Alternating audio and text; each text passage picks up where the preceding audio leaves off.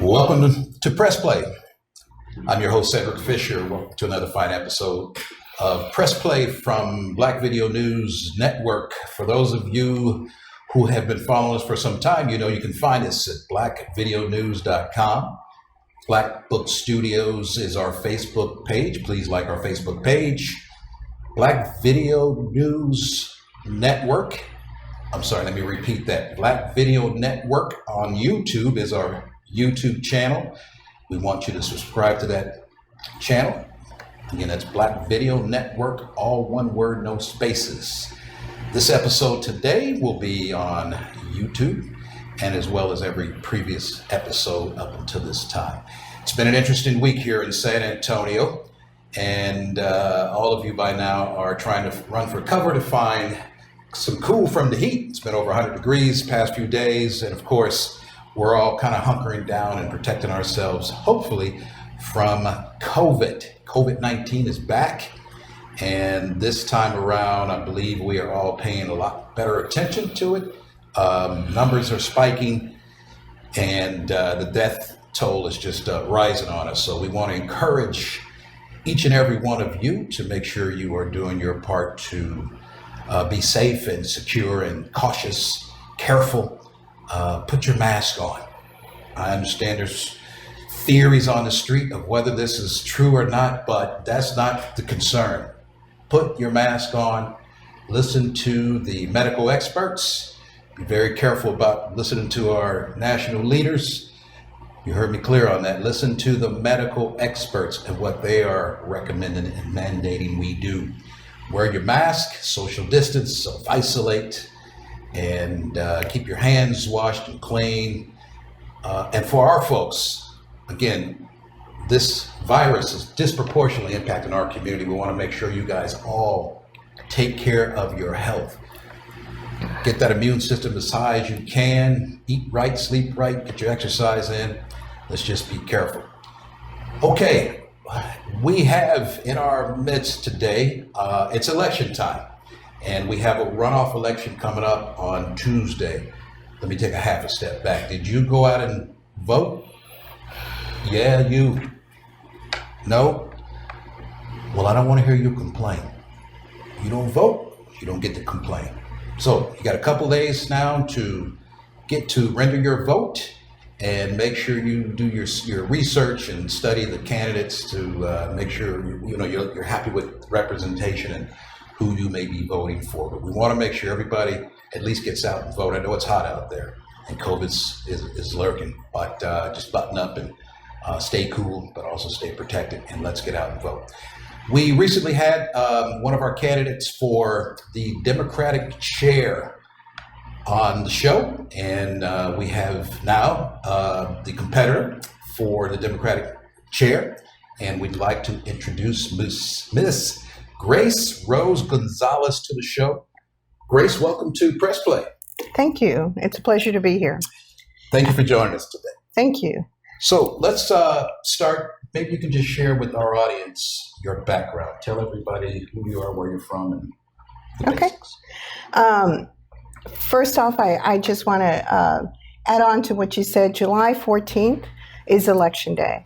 And July 14th is a very important day for all of us to go out to the polls if you have not early voted or you did not, do mail-in ballots. So, we were given, we were led down the primrose path about our country was getting greater and it was going to be better. But right now, what we've seen is that we were down the path of destruction.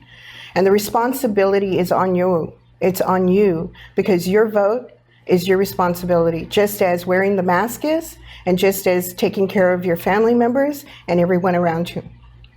So I just wanted to remind you that that's your responsibility. Now, why am I running? So I'm Grace Rose Gonzales. I'm running for Democratic Party chair.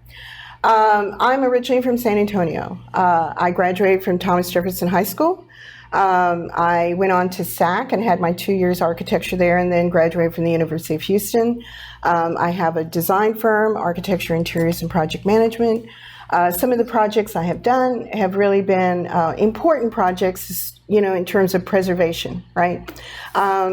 the Guadalupe Theater, the International Center, the Alameda office building. And so, I do focus a lot on preservation. Right now we're doing Thomas Jefferson preservation component for SAISD.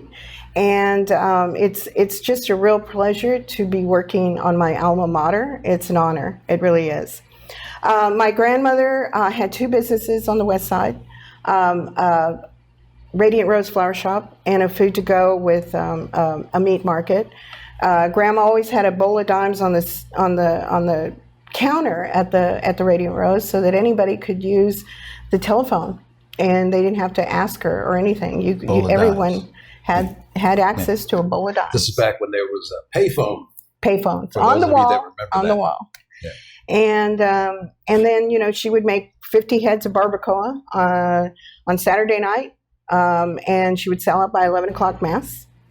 And she would always give credit to people who needed to put food on the table and didn't happen to have the funds at the time. Everybody gets paid, and she would work with everybody. And so that was really something that I experienced in terms of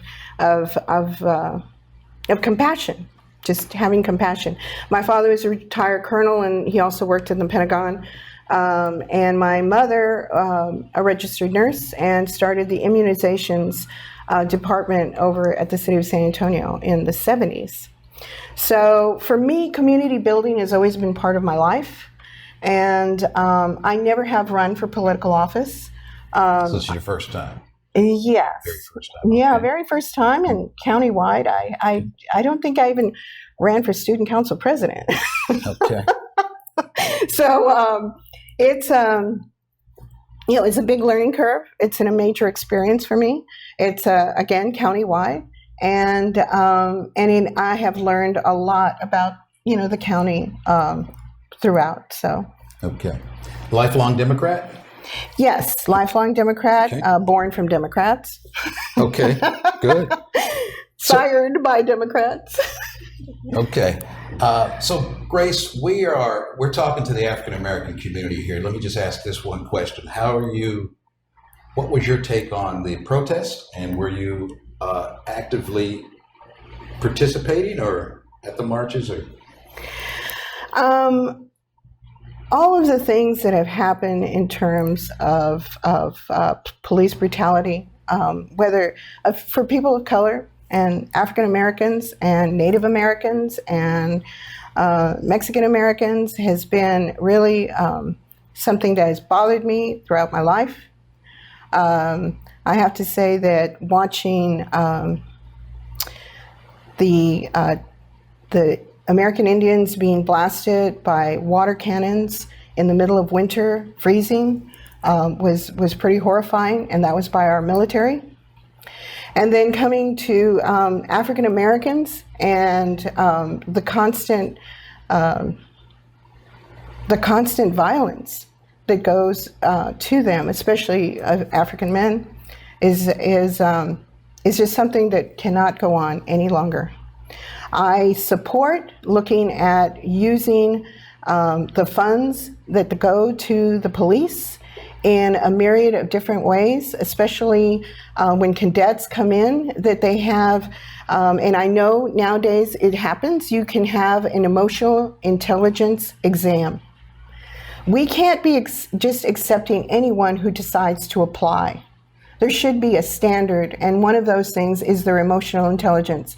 I mean, what is their level of compassion? What is their level of understanding of other cultures? And that, I don't think, is administered now.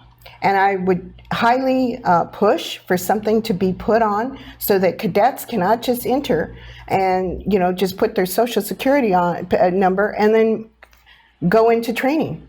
We have to weed this out at the very beginning. Okay, very good. We don't necessarily know a lot about the candidates for chair, but we've learned a lot recently. So we're here to make sure we empower and mobilize our folks to get out to vote. Why should we vote for you?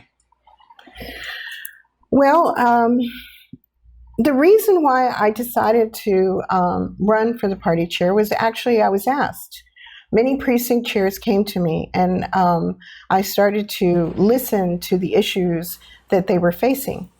There were a good friend of mine who had become a precinct chair. That she's a small business owner, and started to tell me of all of the things that were going on at the meetings and how outrageously out of order they were, and people were being removed, and police were coming in, and they were thrown out of loobies, and I was just like, what is going on over there? What happening in the Democratic Party? Now, I have served on many boards and commissions. I was a zoning commissioner, where I have had to sit for 7 hours and listen to people talk about the most important thing in their life, which is, one of the most important things is their real estate, right? Your home, and the things that go around your home, and the things that will be built on your home, around your home, and the impact to your home. The biggest investment that every family makes is their home. So listening is very important to me. You can't make any decisions unless you listen to the issues and the problems. I was also the chair of the Cultural Arts Board for the City of San Antonio, where we got through the public art ordinance. And that was very controversial, and people didn't understand why we needed art. And now you can see how flourished everything is, with beautiful art pieces that are part of our construction and the capital projects.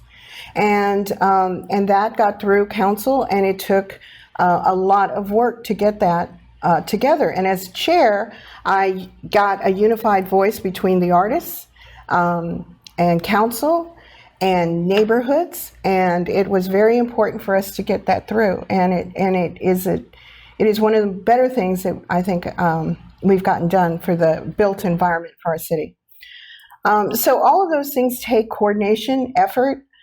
Patience, and patience is, it's beyond a virtue. It's, patience it's one of my better qualities and one of my weaker qualities, because sometimes I listen too much. Sometimes I don't get to a decision because I'm really weighing everything out. But that really is something that I think the Democratic Party requires. There are 726 precincts. During 2019, there were 2 lawsuits that were put on Monica Alcantara, not against the Democratic Party. This was on the actions that she took in removing precinct chairs without following the Democratic Party rules. The rules stipulate that you are to send a certified letter, and there's all sorts of, things that you need to do, which were not followed. And some long-standing precinct chairs were removed without due process, and we went to court. The first group in March, some of them were reinstated, and it was very difficult. It was very difficult because at the end of it, the real story was not told. They went out onto the courthouse steps and said this was a victory for Monica, and that she had done nothing wrong. And they did not say, well, all these precinct chairs were reinstated. So, that inequitable coverage happened, whether it was, the news, whatever, and you all understand how inequity can happen in coverage. That sometimes somebody's story gets put up and the other person's story doesn't get put up. And that's basically what was going on all of 2019. Okay. So the question again was why should we vote for you? What would you do? Well, because I believe that everyone should be respected that is serving. Again, you have to go back to the fact that these are volunteers. There's no pay. There's no pay for these positions. And those positions should be respected because they're inside neighborhoods. Okay. I'm also the neighborhood president for my neighborhood. And building and working with neighborhoods is, I think, where everyone is going right now, because we really have to get down to the grassroots. And all of those people that serve are known in their community. Whether it's Angie Garcia or whether it's Tom Hughes or whether they are known in their community. And so when you attack these people, it's very disruptive to the whole. And so we have to be respectful, and that's what I would do. That's what I've done all my my community building life, building things up and respecting everyone that comes to the table, even when sometimes they're not, they're very emotional, right? And so we have to dial down emotions a lot of times. Okay, we're going to take a break. We're here with Grace Rose Gonzales, candidate for the Democratic chair here at County. We'll come right back after a word from a sponsor. Hello, this is Cornell with Frost Bank. Hi there, this is Terry with Frost. Good evening, this is Franklin. This is Robert with Frost. Hello, this is Rosemary with Frost Bank.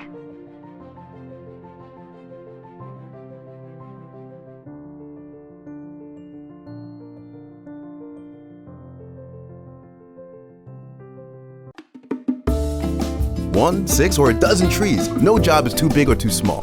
BOOKER'S Tree Services is a certified arborist and state licensed company. On the ground or in the air, we are here to take care of all your tree needs, from stump grinding, tree pruning, tree trimming, tree removal, and much more. Call the professionals to help manage your commercial or residential needs. Don't let your trees make you nervous. Call for a free estimate today at Booker Tree Service, 210-657-8085.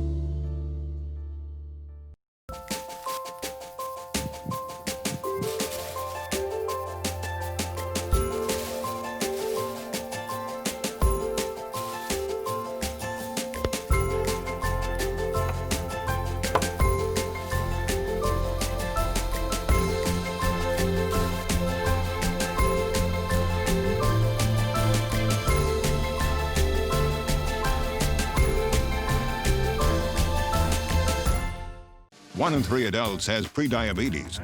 Take the risk test at doihaveprediabetes.org. Because of you, I feel not alone in this world. And you let me know that it only takes one person to make you feel wanted.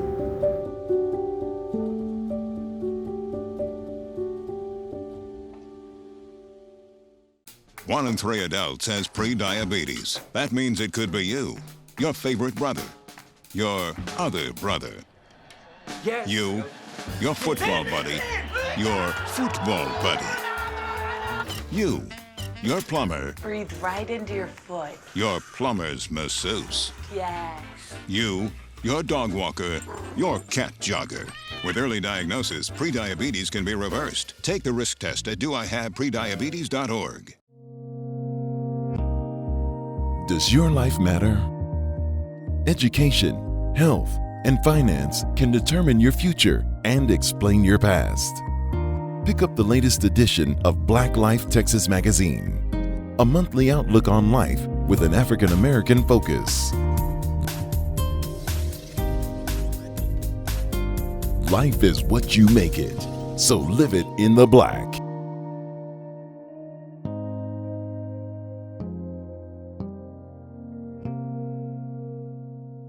Welcome back to Press Play. I'm your host, Cedric Fisher. We're here today during election season with a candidate for the Democratic chair, Miss Grace Rose Gonzales, and she's sharing with us some of the virtues of her platforms and why she's the best candidate in the race. Welcome back, Grace. Okay. Let's talk about the three deaths that were, in our vantage point, were wrongful deaths at the hands of SAPD. And are you familiar with them? Yes. Okay. And what's your take on those, and what would you do in that regard? Well, I attended a meeting that Pharaoh with it's restoration of, or something, SAPD. They were reform, SAPD reform. And it was at Cesar Chavez. It was at the Cesar Chavez building, and quite a lot of leaders were there, and different people. So it's, from the city, from our own city, it seems like there's quite a few people coming together that haven't worked together before, but are starting to coalesce and make a coalition, which is great. Okay. Some of them have been meeting with These were march leaders or civic leaders? Well, a room with LULAC. LULAC was there. Cesar Chavez Group was there. The Brown Berets were there. Many African American leaders and some that were working on the actual contract and looking at the different amendments that need to be changed or removed. Commissioner Calvert was there. Mm-hmm. So there was quite a few people in the room, and I was really an observer. But what I believe is that it is in the right track. I think there's quite a few people. The mothers were there that had and sisters and brothers and family members that had lost family members to the police, and it was a very serious meeting. And there was agreements that we would work together. And and if I become the Democratic Party chair, I believe that we need to be a very strong voice there.